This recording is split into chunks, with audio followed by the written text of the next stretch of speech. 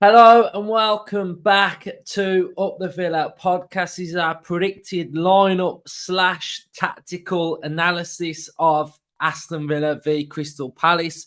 What to expect? How do we expect Palace to play? What do Aston Villa need to do? And more importantly, who is going to play for Aston Villa? So, in the comment section down below, get involved, smash a like on this video, and also subscribe to this channel if you haven't already. Our match content is in full flow now. Thank the Lord. You've already had your match preview. The opposition preview is already recorded. That one is in the bank as well, ready to go. We've got press conference coming up. We've got score predictions coming up on Saturday morning as well. So get involved and play along. And then we've got our normal match reaction content straight after the game as well. So I'm really looking forward to it now. I just want Villa to just kick on and get back to what we were doing last season and all of the good things that we've been doing this season and at home as well. So really looking forward to it. Can't wait to be back down Villa Park. I think that one's great. I've already sort of got my Everton Cup ticket. I've got my 3 European games at home as well. So, you know, the games are thick and fast. I think we've got sort of like Everton, then we've got Brighton, then we've got a cup game in Europe as well. So 3 home games in a row are on the horizon as well, which is going to be absolutely mental. So cheers everyone who has been enjoying our content. Let's go. Let's get straight on in there then. So you want to head over to utvpodcast.co.uk. You want to go on the social hub and predict the lineup. We're going to go a little bit old school and I'm going to do it with you. And then we're going to have a look at the tactical pad. And then we're going to have a look at the slides of what we've got to be wary of from Crystal Palace. So in goal, I am going with Martinez. He's done what he normally does. He keeps clean sheets for Argentina. So he is going to be in goal. He's back. He's ready to play. He's fit now. We're going to go with Pau Torres. And he's going to be partnered by Ezri Konsa. I'm not sure where Carlos is, but I would imagine Carlos is going to be out for a couple of weeks. So that is going to be my defensive partnership. I think it's good that Konsa's back in there.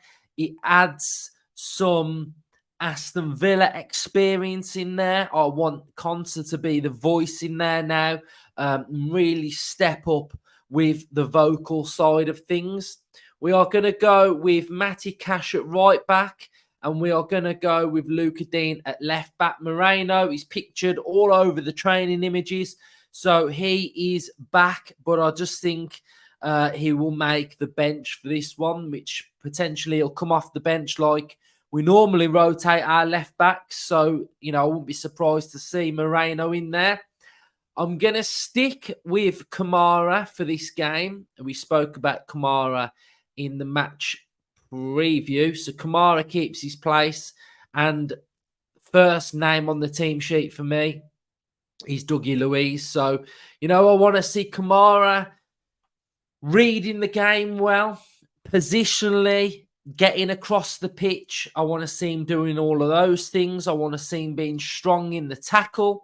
So I'm going to go with Kamara. Now, Villa fans, I am making a change to the lineup. And if any of you have been watching my predicted lineups this season, you will know that when I make a change, Unai generally makes the same change. So I'm on a bit of a roll. I think this would be 3 in a row now of getting the Unai change correct. So what are we going with? We're going with John McGinn on, in my opinion, the right side to have John McGinn. He's better on the right-hand side. So I think he's going to be on the right-hand side. And I'm going to save it. I'm going to build it up a little bit. I'm going to build the suspense for you at home. So we're going to go with Watkins up top. We're going to go with Diaby in behind. And we are going to go with the Italian stallion in Zaniolo. Now, that is my team, Villa fans. And I'm going to show you my reasons why I've picked this team right now. And it's an interesting one and it's intriguing. So stick with me because it's got some substance. Right. So, as you can now see, you have got on your screen the tactical pad. We've got the two lineups, how I've projected us to start and how Palace ended there and started their last game. So this is their lineup that they played from their last game. And my reason for thinking is this, and I know it's quite bold because we know Bailey at home is, really good at home. He generally scores all his goals at home. You get Bailey's best performance at home. But what I'm after, and I spoke about this on the match preview, is I'm after I'm after us to look a little bit more solid. And yes, we want to be at home. Yes, we want to be on the front foot. Yes, I know people are shouting and screaming that we're playing Palace, we're not playing Man City. But I want more balance in this team. And I think we've got firepower all across the pitch, but just that little bit more balance in midfield. And I think this is what we get from this side with Zaniolo in there. So what I'm expecting us to do is for us to push up the pitch. So we are in this role when Palace have got the ball. We're pressing from the front in our 4-4-2 shape. So where the press was not doing so well against Liverpool, it wasn't sort of in tune with each player. So we want Watkins, we want Diaby shifting across, we want McGinn moving in there, we want Zaniolo move, we want everybody stepping up a little bit, and we want to be winning the ball higher up the pitch as well. So with Zaniolo in there, what I think it gives us is it gives us more midfield balance. What we've been doing this season is we've still been using our box midfield. But what we were doing this season compared to last season is, as you can see here now, you've got a box, you've got a Luiz, you've got Kamara, you've got McGinn, and you've got Zaniolo, who are creating that sort of square vibe in the middle of the park. But what I think we sort of need to see a little bit more of is a midfielder making up the box midfield and not Diaby. So in recent games, what we've seen is we've seen the player that's on the right-hand side, whether it's a Bailey, being the wide player, and Diaby coming in and making that box midfield. Now, I would much prefer the midfielder to be making the box midfield as opposed to Diaby having to come in and make that midfield. So by having McGinn in there now, sort of enables Diaby to occupy the forwards, but also be that player that can come out and drift out wide and offer that threat and occupy fullbacks and centre halves as well. So for me, having Zaniolo in there adds that balance. And if we looked at Zaniolo's performance against Liverpool, it wasn't that bad, His passing was good. His duels were really good. He played on that left-hand side. He's been fantastic for Italy. So for me, I would really like to see Zaniolo in there. He adds presence. And I think there's a lot to come of Zaniolo. And I think we are going to start to see more and more in Premier League games. Off the bench, then you've got a Bailey who can come on and impact games and change it up if you need to as well. But I just think it just gives us a little bit of a different dimension, really. If it's not Zaniolo, then we're going to see McGinn on that opposite side. And then you're going to see Leon Bailey coming in and playing in that position as well. But I just think at the minute, I'm not seeing enough control. And I just think with Diaby and Bailey, although the link-up's been good, like the link-up has been good, there's a real lack of control in this midfield, and that's why I have gone for the change that I have gone with. So what do we have to watch out for with Crystal Palace? Well, we've got to watch out for this here. Anderson lofted straight to Ayew. That was their biggest passing network against Wolves, was Anderson to Ayew. Anderson into Eze. Anderson's crossfield balls. He's got a great pass on him. So just like with Trent last time we played, it's important that Watkins and Diaby really press that back line and stop those passes going in as well. So, yeah, looking forward to the game. That's the lineup that I would go with. If we have a look now at some of the slides, I don't know why it's upside down. Right, so this is what we're going to go with then. So, there we go. Right, so these are some of the observations that I had against Wolves. And as you can see, Wolves have got the ball at the back. They've split their centre half, similar to what Aston Villa do. And if you look at how they are adopting their press, it's man for man.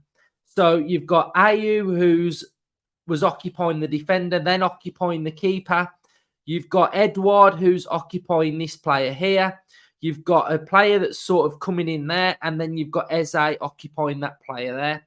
What happens here, the keeper makes, and we've seen this with Villa in the past, the keeper makes this pass here into this midfielder, and the midfielder loses the ball, and it creates an opportunity for Crystal Palace. So that's one thing that we have definitely got to be aware of, is the Crystal Palace press if they go man for man.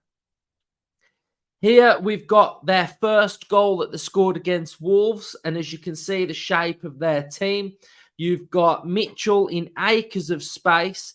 And you've also got Ayew on that far side as well. So they're committing players forward, out wide, offering width.